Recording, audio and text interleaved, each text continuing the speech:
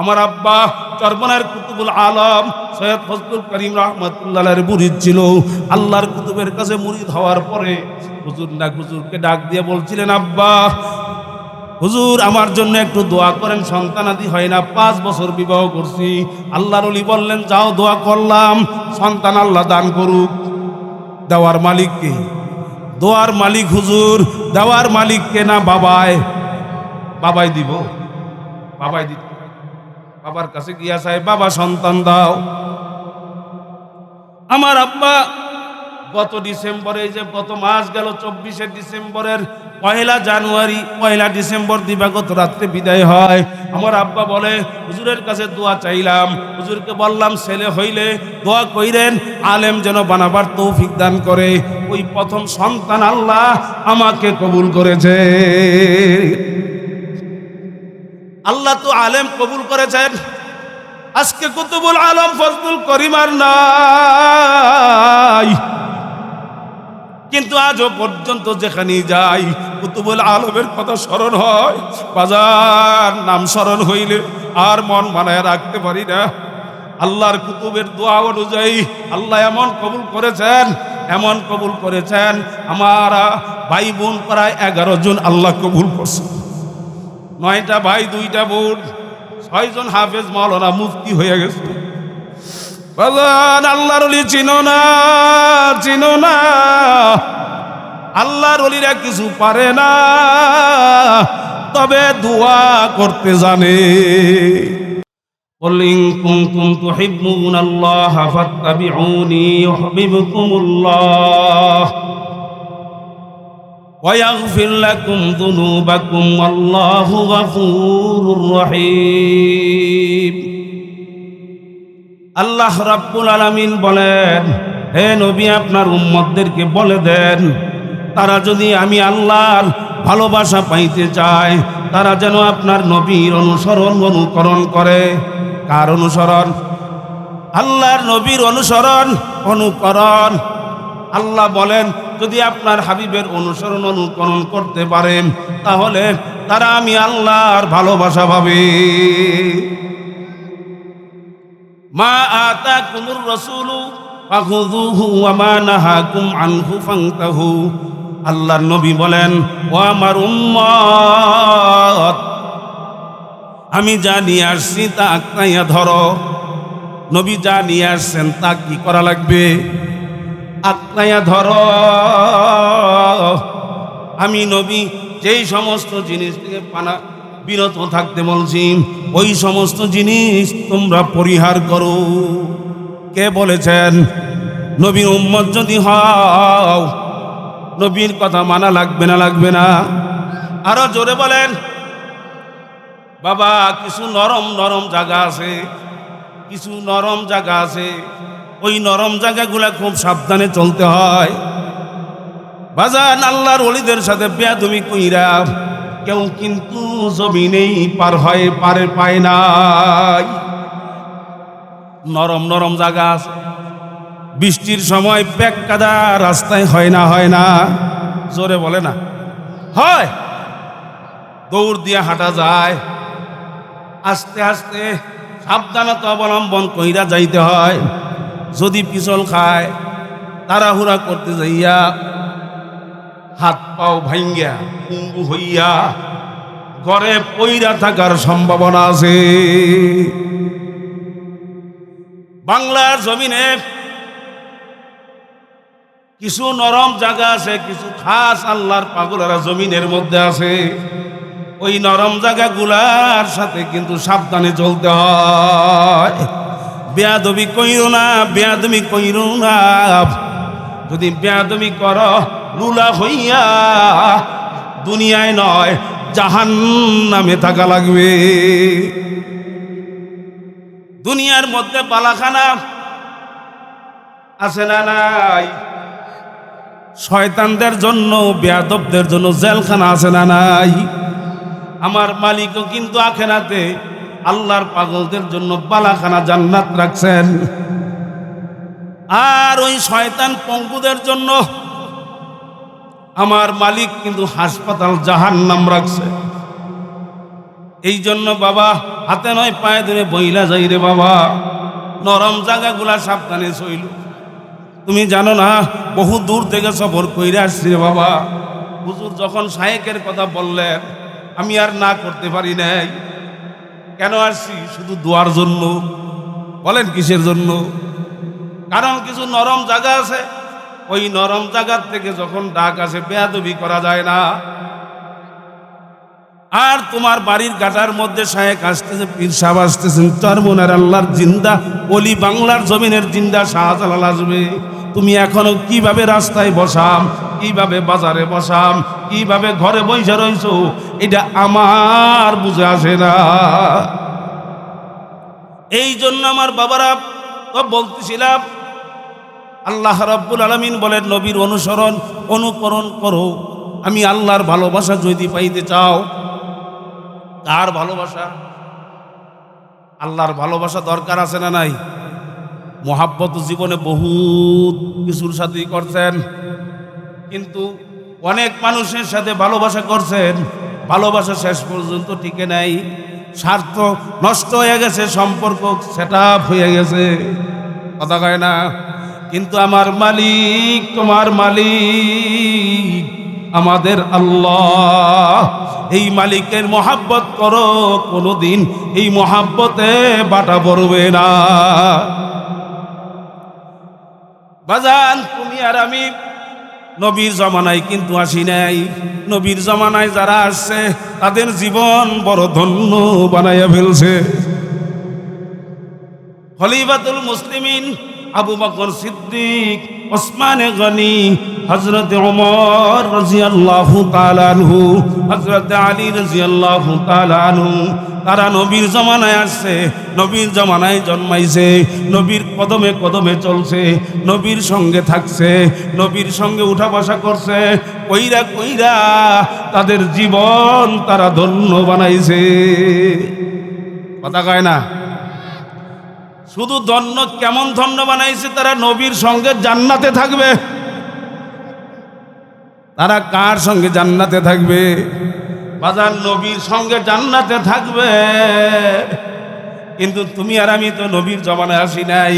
নবীর জমানার প্রায় ১৫০০ বছর পরে তুমি আর আমি আসছি।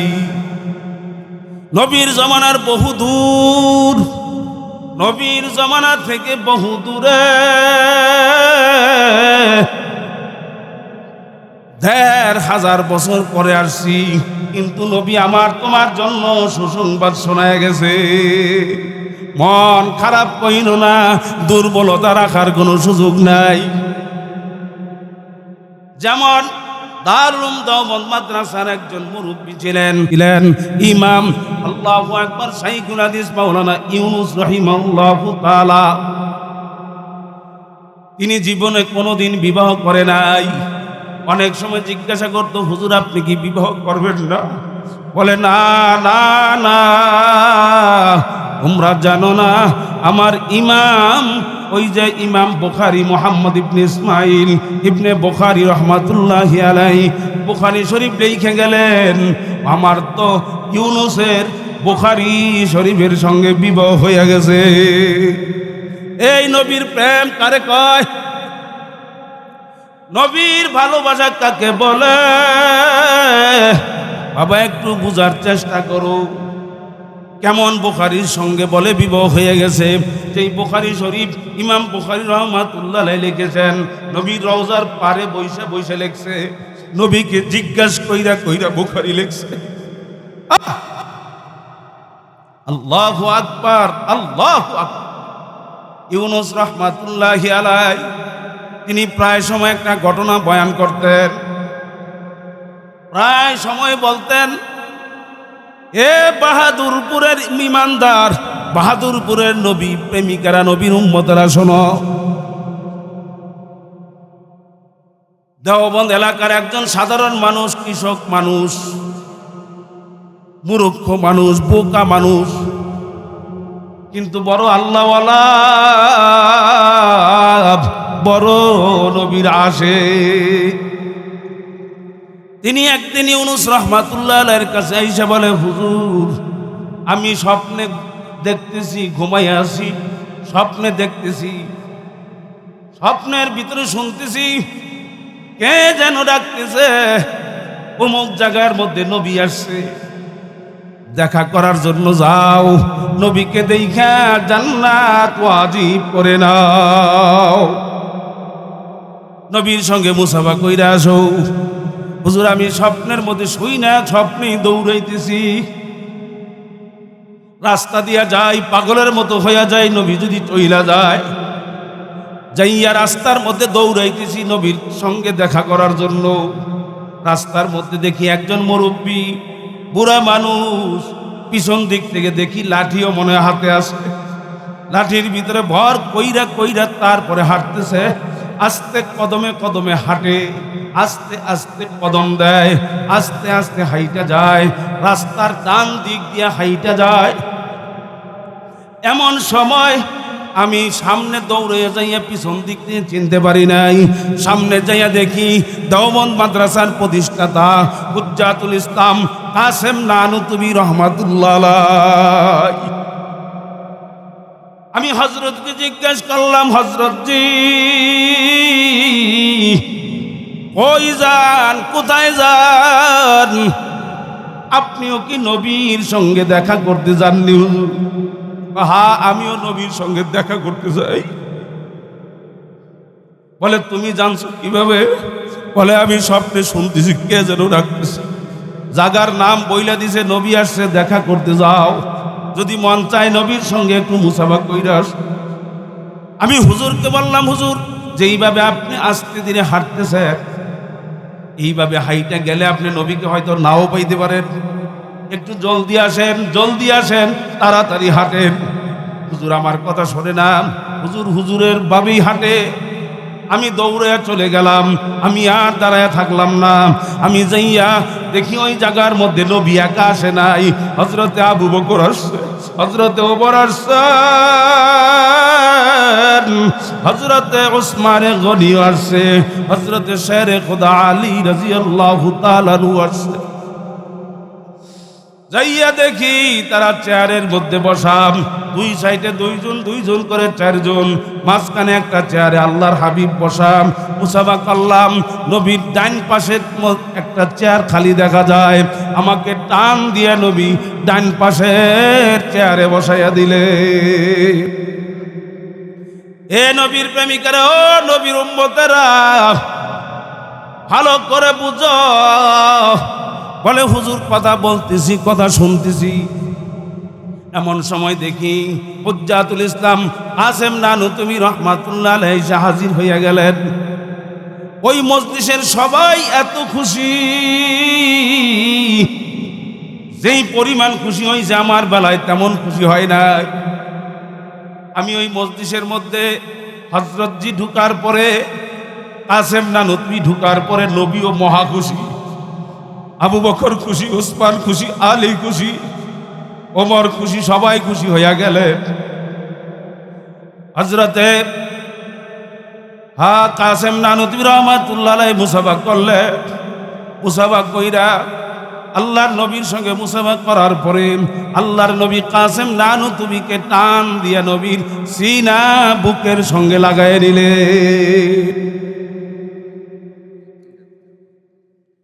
বুকের মধ্যে লাগাইয়া নিলেন বাবা। বলে হুজুর, ইউনুস রহমাতুল্লাহ আলাইহিকে ডাক দিয়া বললেন, হুজুর আমি সব দেখতেছি। বুকে লাগাইয়া নিলেন, টান দিয়া আল্লাহর নবীর পবিত্র কোল মোবারকে কাসেমকে বসাইয়া দিলে। আমি কান্না করতেছি আর বলতেছি, ইয়া রাসূলুল্লাহ, আমি পাগল হইয়া দৌড়াইয়া দৌড়ে আপনার সঙ্গে দেখা করতে আসলাম গো নবী। আপনি আপনার পাশের চেয়ারে এসে আমি জায়গা পাইলাম, কিন্তু কাসেম নানুতুবি বহু দূরে আসছে, বহু পরে আসছে, কিন্তু সে আপনার কোলে বসার জায়গা পাইছে, আমি পাইলাম না কেন? আল্লাহর নবী ডাক দিয়ে বলে, ও আমার আশেক, শুনে নাও, শুনে নাও, কাসেম নানুতুবি আমার একজন বড় প্রেমী, বড় প্রেমী। তার দ্বারা দিনের এমন বুনিয়াদ গাইটা দিছে, এমন বুনিয়াদ গাইরা দিছে আল্লাহ, কিয়ামত পর্যন্ত ওই দেওবন্দের পিপাসা তারা মিটাবে। দেওবন্দের মাধ্যমে ইলমের পিপাসা, দ্বীনের তাকাজা মিটাবে। বলেন সুবহানাল্লাহ। আমার কাসেম এত বড় প্রেমিক, মুরব্বি বুড়া হয়ে গেছে, হাঁটতেও পারে না, লাঠিতে বর করে আসছে, আস্তে আস্তে কদম দিয়ে দিয়ে আসছে, আস্তে আস্তে হাঁটা আমি নবীর একটা সুন্নত। রাস্তার ডান পাশ দিয়ে আসছে হাঁটতে হাঁটতে, রাস্তার ডান পাশ দিয়ে হাঁটা আমি নবীর আর একটা সুন্নত। এই অবস্থাও সে আমার সুন্নত ছাড়ে নাই। বলেন না সুবহানাল্লাহ।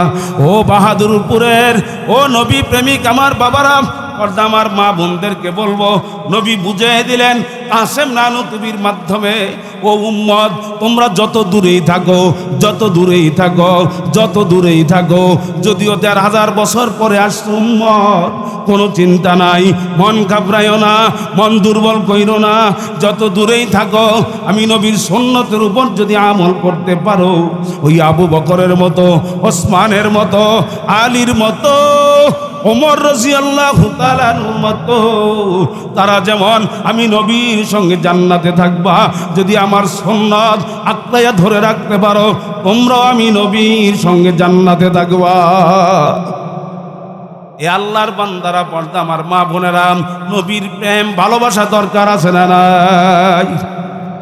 মাদ্রাসা কার ঘর? আল্লাহর নবীর ঘর মাদ্রাসা। বাজান মাদ্রাসার সঙ্গে হাতটা লাগাইয়া রাখো, নবীর ভালোবাসা পেয়ে যাওয়া। নবীর ঘর মাদ্রাসারে মহাব্বত করো, আল্লাহর ভালোবাসা ভিতরে ঢুকে যাবে। কথা কয় না? অনেকে দেখবেন মসজিদ খুব সুন্দর করে সাজায়, টাকার পাহাড় অনেক মসজিদে হইয়া রয়েছে। কথা কয় না? কিন্তু মাদ্রাসার খবর রাখে না। আছে না নাই? তুমি আল্লাহর ভালোবাসা পাবা না, নবীর ভালোবাসা আগে ঢুকাতে হবে। জোরে বলেন কথা ঠিক না বেঠিক? এই জন্য আল্লাহর বান্দা মনটারে বুঝাও, কোন দুনিয়ার পিছনে পাগল হইছো। একটা সন্তান আলেম বানাও, একটা সন্তান আলেম বানাও। তোমার ইন্তেকালের পরে কবরের পারে দাঁড়াইয়া দুইটা হাত উঠাইয়া দিয়া রব্বির হামহুমা কামা রব্বায়ানি সগীরা বইলা দোয়া করবে। জোরে বলেন কথা ঠিক না বেঠিক? বাজান অন্তত একটা সন্তান, একটা নাতি হইল, আলেম বানাইয়া যাও। কি বলবো বাজান, সময় তো নাই, হুজুর আইসা বলতেছে রাস্তায় আছে, 10-15 মিনিটের ভিতরে স্টেজে চলে আসবেন। এই জন্য আলোচনার আমার সুযোগ নাই, তারপরও 2-1 মিনিট বলি। আমার আব্বা চরমনার কুতুবুল আলম সৈয়দ ফজলুল করিম রহমাতুল্লাহ আলাইহির মুরিদ ছিল।